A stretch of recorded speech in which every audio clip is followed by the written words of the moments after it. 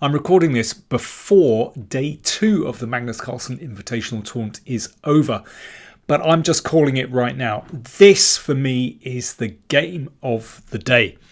Wesley So against Levon Aronian from round 6 of the Magnus Carlsen online tournament. So Wesley had an okay first day, Levon pretty good as well, but both players still have to be pretty careful. Things can turn around very easily. Remember, it's the top 8 that go through out of the 16 into the knockout phase. Game starts out as a Queen C2 Nimzo. And this is quite a sharp line that Wesley is playing the bishop out early to G5. Of course, this is a pretty good idea against the Nimzo in the sense that because this bishop has come out to B4, then it's pretty sharp because, it'd be a waste of time for the black bishop to come back to E7 to break the pin. This pin is very annoying. Then again, black could strike back in the centre with C5. That's the best move in this position. But Levon, well, he is such an ambitious player. He decided to take that pawn on C4.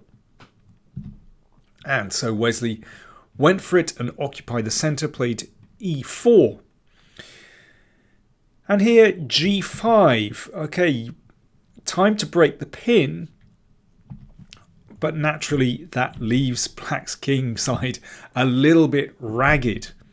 But the idea is that now this pawn protects the pawn on C4. Not so easy for that bishop on F1 to get into the game. So, very sharp position. Wesley strikes with E5, opening up this diagonal. And potentially white can use the E4 square for one of the pieces. Knight H5. Has the bishop in its sights. Queen E4. Castles is also interesting there for white actually, but Wesley plays Queen E4. Now this is such a direct move. Well, first things first, the queen obviously hitting the rook in the corner. So Levon just stops that. Remember, the knight is pinned to the king. And Wesley's idea is just to swing the queen over to the king side, into the danger zone. Hits the knight. Well, of course, he would like it if the knight exchanged the bishop, then the rook's file would open. Looks tremendous already. So the knight drops back to G7. And now it's a really tricky position. The move that you would like to play is H4. But then black strikes out with F5. And when that's taken, E5 actually traps the queen. Really tricky stuff. So Wesley, well, very quickly, he played bishop E2. I mean, this was really remarkable how quickly he was playing. Bishop E2. Looks very modest. And black has various options here, but Levon, I think understandably, wanted to try and sort of resolve things on the king side and played F5. Once again, if that's taken, then E5 is really nasty. That queen in trouble. So after F5, Wesley dropped the queen back to H3. Now it looks like a bit of a traffic jam here for white's pieces, but actually this attack is really quite nasty. Obviously the king shouldn't step up because there's going to be a knight takes pawn check. Oh, I've got lots of paint on the board here. So what's going on? Well, G4 wins a piece. Queen takes, pawn takes knight. So Levon is now a piece up. Take care of this. That bishop slicing through the middle. Queen takes D4. Now, I'm sure that Levon was hoping that Wesley would take that rook in the corner. But that's exactly what black wants, because suddenly the initiative swings over and you could either shut out that bishop with C6 or maybe push on with F4. I mean, this is nasty when the king is still in the middle.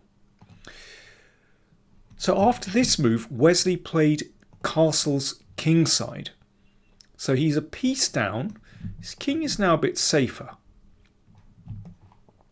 Now this is a threat. So Levon closes the diagonal with c6. The rook sweeps over to d1, attacking the queen. Queen goes back to b6. Okay, here's where I'm just going to take a little break in the game. And you have to think, how should white pursue the attack from here? Wesley is a piece down. How can he get things going? Well, I mean, I think there's more than one good move. Bishop h4 is very sensible, just threatening to bring the bishop in. But Wesley absolutely rocked it with his next move. Knight e4. He offered a second piece. This is absolutely brilliant. Pawn takes knight. Bishop takes pawn. So that just brings this bishop into the game on this diagonal. Fantastic idea. If knight f5 blocking, then very quickly this looks tremendous for white with bishop f6 coming. So Levon put the rook in the way. He still stacks of material up. Bishop takes rook. Now, once again, knight takes will lead to disaster after the check, and rook d8. With, well, rook threatens the bishop and queen here as well. So after bishop takes, pawn takes. Okay, what next? White to play. What are you going to do next? Of course, the real reason this attack is so potent is because the white queen is in the danger zone and black's queen is in Siberia. There we go. I've got my queen in Siberia mug, if you can see that. There's good product placement available in the PowerPlayChess merch shop. My queen in Siberia mug. White to play. What are you going to do?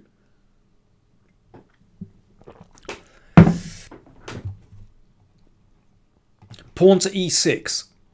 Brilliant move. This is just about opening up lines. So that bishop on g3 now is able to enter the game. And, well, it's just a disaster if that pawn is taken. Bishop e5. Threatening mate, of course, on g7. And if the bishop goes back, you can take, and then the bishop will go here. Knight takes, also disastrous. Like this here, and once again, once the bishop enters the game, it's going to be the end of the story. So after e6, what did Levon play? He moved the bishop back to f8. Bishop e5 anyway, threatening e7 and breaking through. So c5. So Levon is trying to connect with the king side. And it looks like there's a bit of a pin. But watch what Wesley did next. This is absolutely brilliant. Bishop takes knight. And then e7, leaving his queen to be taken because he's going to get a new queen. So if, for example, bishop takes queen, and then queen takes c8. And, well, it's going to be the end. These pieces obviously aren't coming into the game. The rook and the queen are going to decide. So e7 just played. Bishop d7 prevents the pawn queening. So still not so clear. Certainly exchanging queens won't do the job. So queen h5, subtle little step backwards.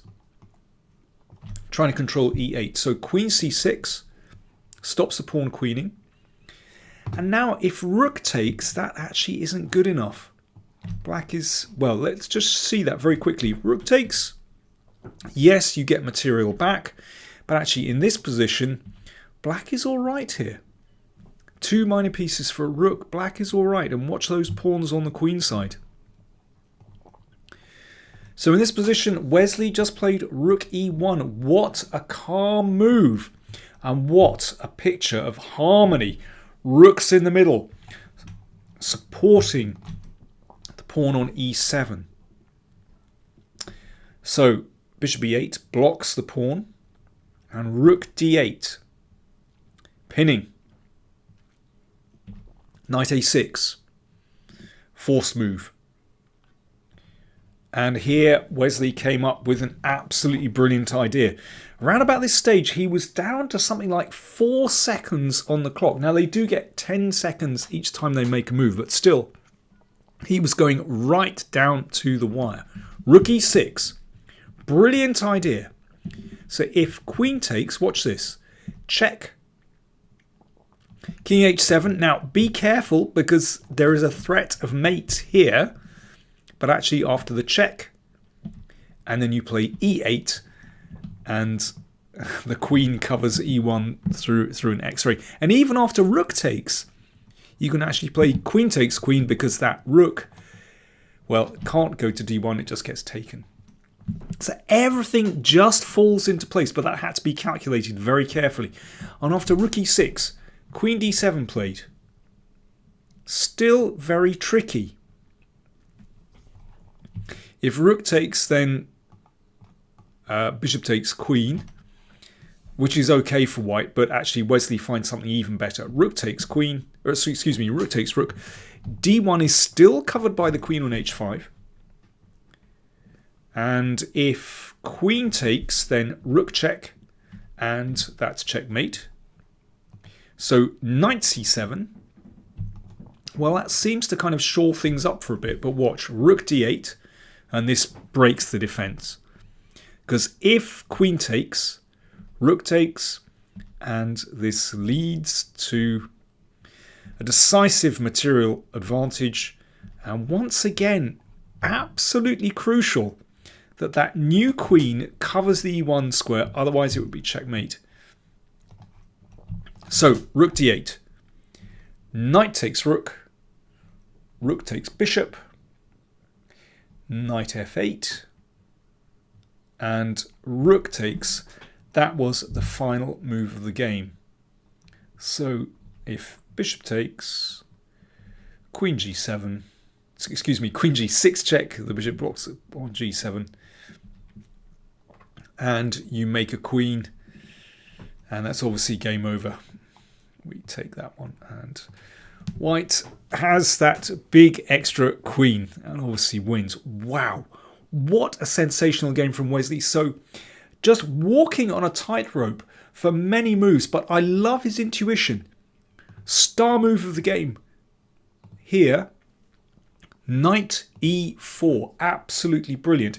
He wouldn't have been able to work that out to a conclusion, but he would have seen enough to make him think tremendous initiative. Just brilliant. So, well, I'm going to continue watching the rest of the round, the rest of the day. I'm sure there's going to be some more great chess played, but I had to show you that one as quickly as possible. Just brilliant stuff. Thanks for watching.